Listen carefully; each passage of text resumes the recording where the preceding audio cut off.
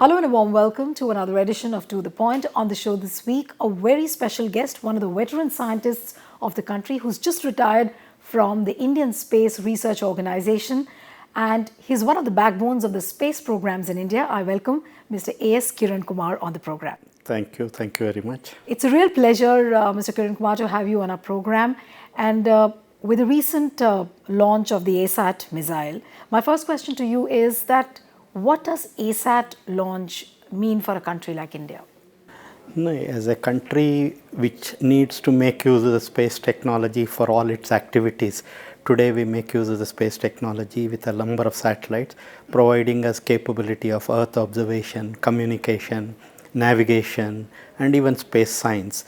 It's also necessary for us to make sure that the assets which are there in space are protected. So this is one of the key activities which demonstrates that you build capabilities to ensure that you are among the equals in the world. So it's a necessary step for India to ensure that its space assets are protected, and this is one of the key demonstrations in that direction. So one sees this as a deterrent measure that no one should mess around with our technology if it's in space. Does it give that message? No, definitely, because obviously we have no intention of doing any damage to any other country's satellites and all that. But it's today the world is, if you have this necessary strength, you are respected.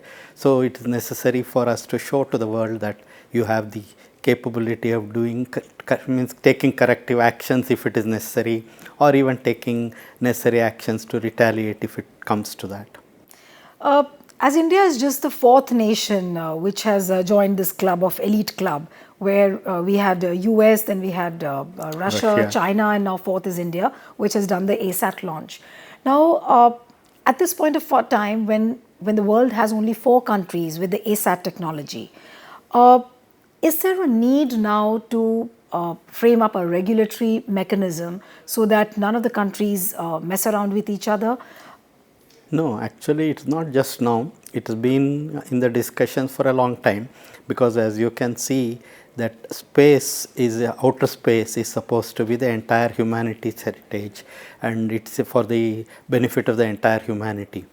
But then what happens is, as you keep building the capabilities, some countries go ahead of others, and then when some countries go ahead of others, there is always a sort of issues and clashes. But United Nations, there are forums where these things are being discussed and how to deal with that. Whether you can say militarization of space should not happen, is everybody agrees with that. Right. But then in reality what happens and how it plays out is something which is very different from what United Nations is currently trying to make things happen, and then how it wants to deal with it as the time progresses. In this particular arena, so it is only those who can actually participate on an equal footing that makes a difference. So it's in that context you can say India has now going to be recognized as among the equals in these discussions. One thing is a given, as you said, that the militarization of space should not happen. Should not happen. There is a consensus. Yes. All the countries everybody agree agrees on to that this. in principle. In principle, but the reality is very different, and the posturing is also very different. Correct. The way they posture themselves in space. So when a scenario like this is there, do we need any legal bindings? Like there is a nuclear doctrine, and there is a talk of an evolving space doctrine. So is there a need now, and is the time ripe to start thinking at least in terms of a space doctrine? That particular thinking process is going on. See, there are lots of discussions. Many countries are coming together. They are trying to see what kind of practices they should follow, what kind of code of procedures, etc. These discussions are there, but then unlike on territory, on ground, what can be done and how it can be actually controlled, space is a different domain. You can see, even to reach a particular place and be there, you need to have a very different technological capability.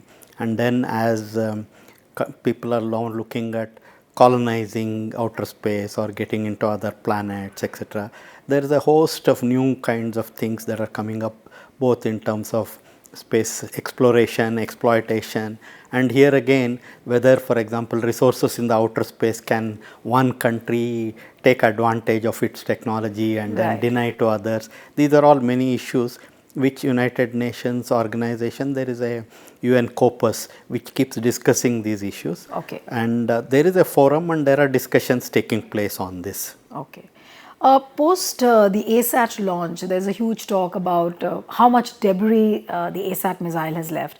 China, when it conducted its test in 2007, it was criticized hugely for the huge amount of debris it left, and people still criticize that there's still debris because of that. So, in the Indian context, after this launch, how would you counter this narrative which is coming from the senior NASA scientist who says that the Indian ASAT launch has left a lot of debris? What is the reality behind this debris controversy? No, one of the key things that we need to realize is the way the activity itself was conducted. It was conducted on a low Earth orbiting satellite which is at an altitude much lower than even the space station, etc. Right. And then this was designed to have minimal impact because all the debris which is created, this also dies out or re-enters the atmosphere in quick time, and then it's not going to last for many months or anything like that. So the whole design itself is appropriately, in fact this is also recognized by the even US government when it says that India was responsible in trying to designing this experiment. We have taken note of that. So in a way you can say that India has been very responsible in planning out this whole activity. Okay. So there's nothing to worry when senior scientists are talking in that manner? No, if for example already you have heard the government representatives talking about that and then saying there is really nothing to worry about because the activity itself has been done at an altitude where the debris, whatever has been created, they are not going to survive for long. Okay.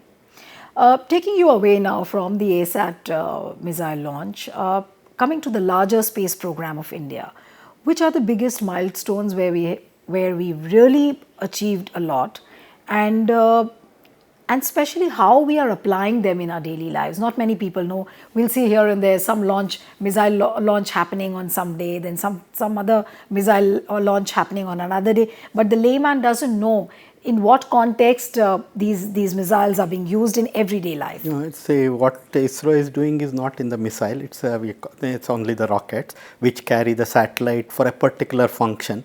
Today we have almost about 50 satellites providing us capability of Earth observation, communication and navigation, and apart from that looking at celestial objects itself, space science.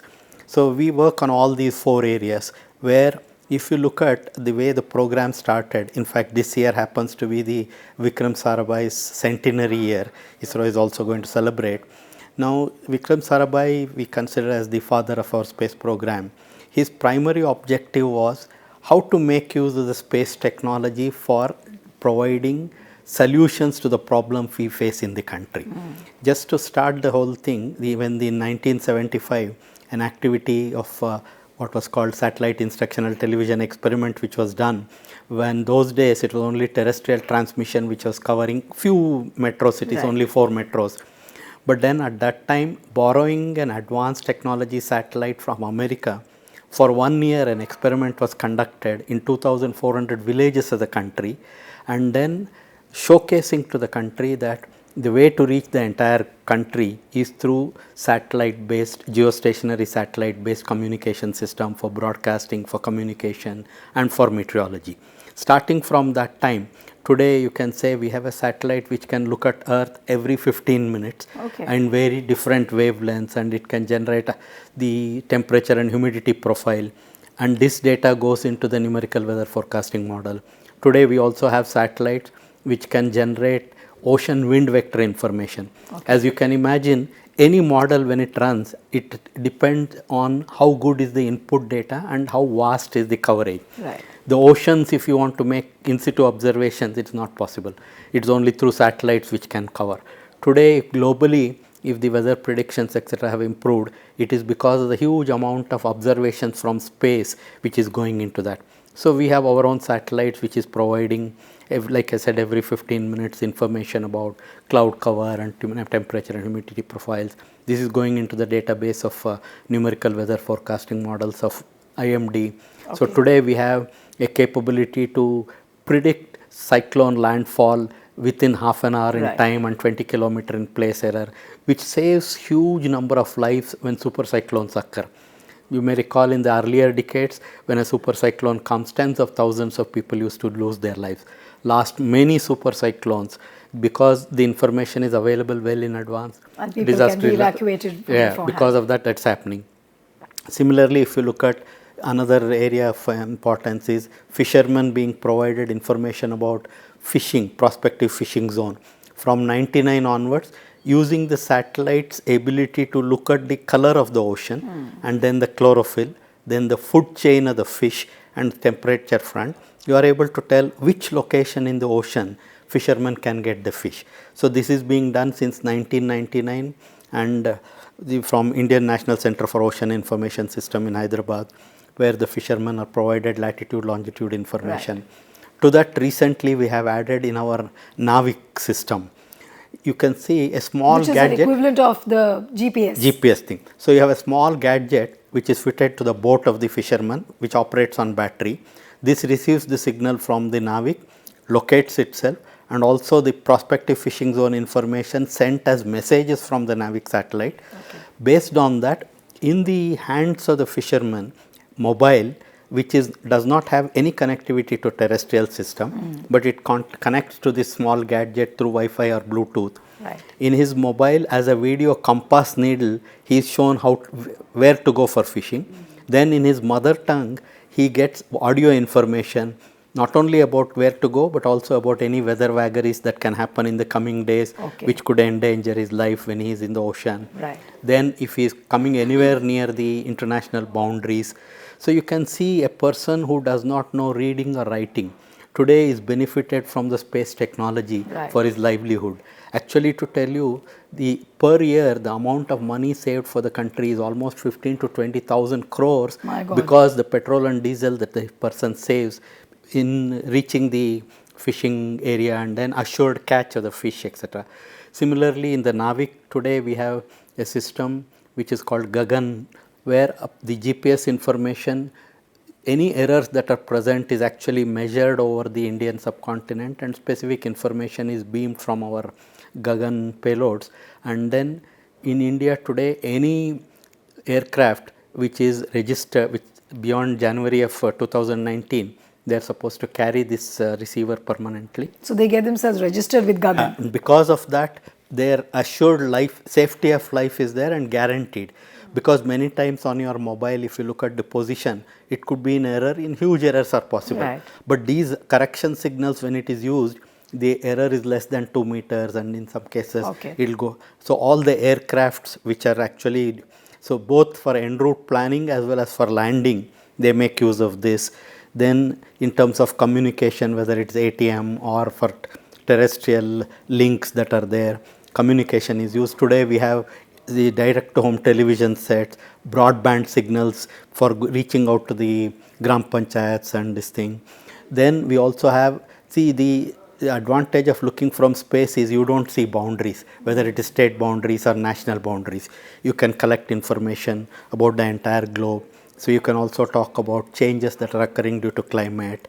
So if you look at in that sense, you have got a capability which is established today of looking at Earth for Earth observation, providing for weather, whether for crop forecasting, crop assessment, or even for identifying locations where bore wells have to be drilled, and then a large number of monitoring projects where the government programs are being actually looked at how it has progressed. For that, the data from the satellites are used. So basically for each and everything in the country to run your daily life, whether it's ATM, whether it's banking, whether it's weather forecasting, stock exchange activities, it's the satellites which are driving the global economy. Yeah. So today, the more and more this is increasing, and not only within the Earth's domain, but also, for example, when you are looking at space.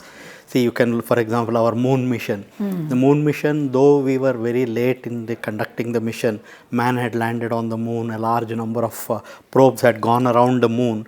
The credit for discovering the presence of water molecules and the process of water molecule formation on moon, the credit is given to Chandrayaan-1. Right. So same way Mangalyaan, if you see, it was shown to the world that you can conduct interplanetary missions with a very low cost and low time, means very small time frame, and then achieve success with the kind of system that is developed. And today, in fact, one more very important thing is we have a satellite called ASTROSAT.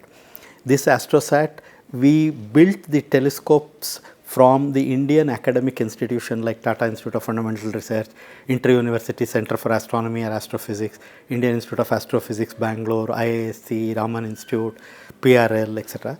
They developed the payload for this, and today it's a very unique platform which carries from X-rays to far ultraviolet.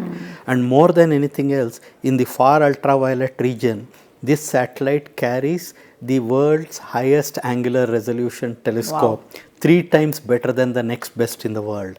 And because of that, our researchers and students are getting, you can say, virgin data. That means many times what happens, the scientific data from other places when you are using, you have to use it after what is called a lock-in period, where they have gone through the first phase and then they have taken.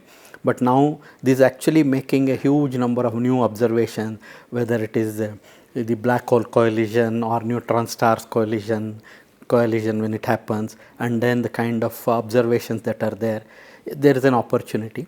And then coming up, we have an Aditya program where we are looking at sun, and then from what is called a Lagrange point, which is about 1.5 million kilometers away, and it can look at sun continuously. See, probably you can remember that when total solar eclipse happens, scientists go to a specific place where for a few minutes total solar eclipse is available. And during those few minutes, they make observation of the solar corona and then outside the photosphere of the sun and make studies. Whereas this satellite, with the coronagraph that is being carried, it can make 24/7 observation of the sun. So huge opportunities are there. And then coming up, following up with that, we have the Gaganyaan program, where the humans are going to be carried into space and brought back. In fact, I was just coming to this program that you just spoke about the space exploration, and there's, in a layman's language, this whole talk of you can go to space whenever you want, spend your holiday there and come back. So how much is it really going to cost, and what is going to be the framework of this space tourism which we are talking about? See, today if you look at, there have been cases where Russians have carried the people who could afford couple of tens of millions of dollars. And when you talk about affordability, how much is that in terms of? A couple of tens of million dollars for a few days of experience in space. They have taken them and then they have brought them back. But there are also, for example, companies which are trying to provide zero-G experience through parabolic flights for a few tens of seconds. And then there are companies which are now looking at providing some kind of, you can say, hotels in space where you will be carried there and you can spend maybe a week or a couple of days and come back. So these are all things, because what we need to appreciate is space is the fourth frontier. See, unlike in the earlier cases, you had land, ocean, air. So now the entrepreneurs are entering into this area of space tourism, space adventure, space exploitation, looking for new materials, different types of materials, bringing them back from space for use, or even actually creating things in space. So how far are we from achieving this space exploration project? In terms of space exploration, by observation, our ability to, like what I said, Aditya or Chandrayaan or Mars mission have done observation thing.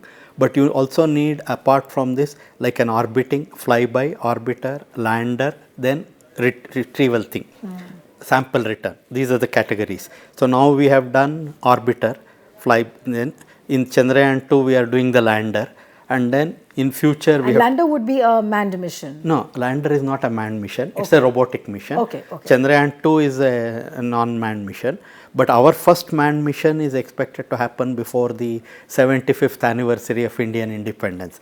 That is the target the government has set, The Prime Minister So who's going to be the Neil Armstrong of India? No idea. Yeah, that has to be selected. The whole process of selection has to happen. Okay. So today we are working on the launch vehicle, the crew module and the capsules, providing environment for sustainable living in that condition. So all those efforts are going on. Last many years also we have been doing some experiments and some technology building. Right. But now the government has set a target. ISRO is gearing up for making this happen by setting up a human space flight center. Okay. And then the target is before the, like I said, 75th anniversary of Indian independence, we should have carried humans to space and brought them back safely. Last year we also did one pad abort test, for example. Okay. And what is that test? I mean, what does it do? What does it do? You need to be careful that in case of any contingency, you need to bring the Gagannauts back safely. So at the launch pad, if there is any problem, just at the takeoff, etc., to bring them back. So that experiment is done. Then you have a crew module re-entry experiment. Then environmentally controlled chambers. So and then flight suit. So a large number of them. But in the initial phases, Mr. Kiran Kumar, supposing if there's a group of 10 people and who want to go to the space, so how do they approach ISRO, or is there going to be an authority? Right now we have not reached that stage. Okay. Right now what we are talking about is just the basic capability of putting man into space and bringing back safely. Okay. Only when you do a large number of such things, then you will get into the other aspect. And here also the more likely thing is, world over, if you see, there are more and more private entrepreneurs who are getting into this area of investing and making it happen. Right. It's an enterprise. So space being the fourth frontier, there are more and more entrepreneurs who are getting into the business of both launching, building satellites. But for this particular business, we will be dependent mostly on the technology from other countries, or India is capable enough? No, India wants to do this also entirely from indigenous technology. Okay. See, what we may do is, for testing for certain things, we may make use of certain facilities available, but otherwise the entire technology is going to be realized in the country. Okay. See, today we have a launch vehicle, what is called GSLV Mark III, which is being man-rated to do this job. So there will be a few series of trial tests, and then subsequent to that, it will be carrying the actual humans into space. So how soon do you see this? Because you've said that the process has already begun, the consultations are happening. The target is set, 75th anniversary is 2022. So which is not very far. Not very far. Okay. So it's a very stiff target, but like what you have seen in the country, if the target is set and you let the people work towards that, invariably they complete the task in time and then make it happen. Coming to a very crucial question, which I as a layman would ask you, that when these kind of explorations take place, like for example this 2022 mission you're talking about, since these kind of missions are always kept under wraps and kept very secretive, so that it doesn't get stolen by other countries don't get to know about it. So while we are keeping the secretive aspect, it also happens that when it all of a sudden comes up, people mostly don't realize what is happening and how it's going to be applicable to their daily lives. So don't you think that more of science communication should happen? Because the communication on the scientific level is still very weak as compared to what we see in other countries, in developed economies. Yeah, that's what you say is very correct. But what we also need to realize is all of it needs resources. See, one of the things that we need to make sure that there are enough resources made available. For example, an organization like ISRO itself, if you take. Right. Now today you are trying to see, the government has approved almost like 60 launches to happen in next 4-5 years, and then Gaganyaan program has to happen. So the number of people working on that, etc., are always tied up and they are fully engaged in that. But we also need to make sure that these kinds of outreach towards that, for example, now in this particular launch, last launch, there was an opportunity provided to 1,200 people to witness launch from Sriharikota as a general. So there is also going to be growth of this, and then information about the various programs, and then live experience, augmented reality experience, etc., will be provided in that. So efforts are on, but then all of that needs resources and efforts. So we are always in some way or the other constrained by the resources. So we need to make the best use of what is available and make things happen. But for a country like ours, which is huge, the efforts need to be done, and that's where probably even programs like what you are conducting in RSTV or this, where some special programs are conducted and then can beam to different places, what is the significance of this and what kind of results have happened. So even for I would suggest that you could go and provide a program on ASTROSAT, what all it has done, involving scientists from TIFR or Indian Institute of Astrophysics, IUCA, and then like this, and then bringing them together, explaining to the student community. Right. So there is a huge opportunity here, but what happens actually depends on finally the resources that are going to be available. So apart from news channels, we need more science channels then. Yeah, that's correct. So ISRO is also looking at providing one of these programs on a continuous basis. We had a system called Developmental and Educational Communication Unit, DECU. Okay. But apart from that, trying to provide programs on what ISRO is doing, scientific and technical development, whether it's cryogenic technology or launch vehicle technology, etc. So more and more effort is needed on that. You know Prime Minister Narendra Modi very closely, and you've seen him working when he was the Chief Minister as well.